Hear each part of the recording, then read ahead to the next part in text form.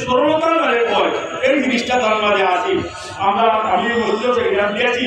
আমরা ভালোবাসি থাকিও একলগে আমরা এখানে থাকি এই হিসাবে আমরা দীর্ঘদিন হতেছি তাই সব এটা তো ডিমান্ড লাগে হয় কারণ কিন্তু ডিমান্ড আছে আমি এই জিনিসটা দেখতাম এই জিনিসটা চাইতাম না আমি বুঝলাম তাই এই জিনিসটা তার খুব বেশি আছে আমরা নিজেরা বেশি এই কষ্ট বড় কারিগর মনোযোগ ভরসা দিয়া কারিগর চলতা তেলান ছেলেরও উন্নতি জ্ঞান আছে আপনারা তান